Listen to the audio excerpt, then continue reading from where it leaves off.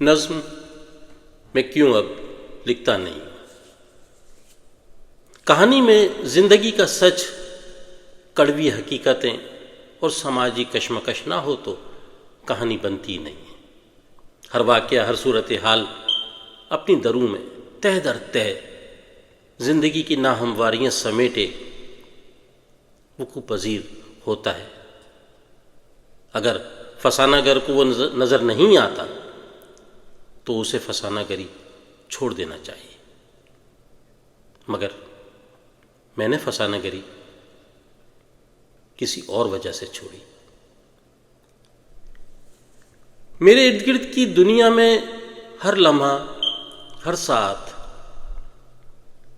کوئی نہ کوئی واقعہ سانحہ ہوتا رہتا ہے۔ زندگی پہاڑوں سے اترتی ندی کی طرح اونچی نیچی چٹانوں، رکاوٹوں اور ناہمواریوں سے ٹکراتی، بکھرتی، ڈگمگاتی چلی آتی ہے، اور ہم ہر لمحہ کسی انجانے خوف کے ساتھ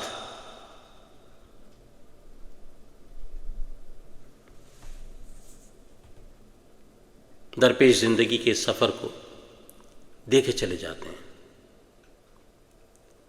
کتاب زیست کا ہر صفحہ واقعات و حوادث سے اٹا پڑا ہے، مگر میں ان سے کچھ حاصل نہیں کر پاتا، کچھ لکھ نہیں پاتا، کچھ کہہ نہیں پاتا۔ کیوں؟ اس لیے کہ ڈرنے لگا ہوں۔ کہانی سننے والے کان دم توڑ چکے ہیں، معنی اخذ کرنے والے اذہان مردہ ہیں۔ سچ ممنوع درخت پر لگا ہوا پھل ہے، اور منادی کر دی گئی ہے کہ اسے کھانا نہیں ہے۔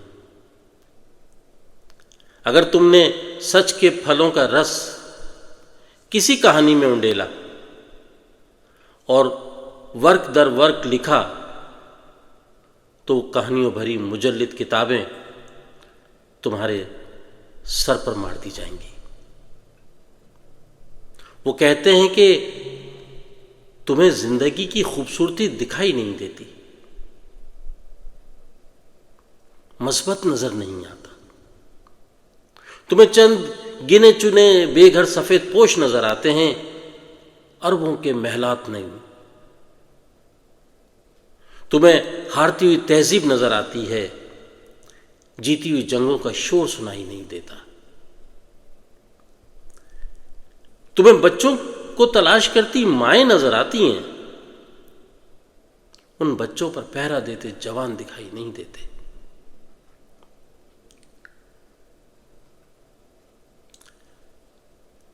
تمہیں بس کیڑے نکالنا آتے ہیں، سماج میں، اشراف میں، عوام میں، ان پر نافذ کردہ نظام میں، سیاست میں، ریاست میں، قیادت میں، اور قرضوں سے لدے نظام معیشت میں، علم میں، تعلیم میں، مافیا، گروہ یا تنظیم میں، مذہب کی تفہیم میں، تم بس کیڑے نکالتے ہو۔ تم ہمیشہ وہ پٹاری کھول کر بیٹھ جاتے ہو جس میں بے رحم آئینے بھرے ہوئے ہیں، جو اچھے خاصے چہروں کو مسخ کر کے دکھاتے ہیں، لیکن کبھی میٹھی نیند سلانے والی لوریوں کی آواز نہیں آتی۔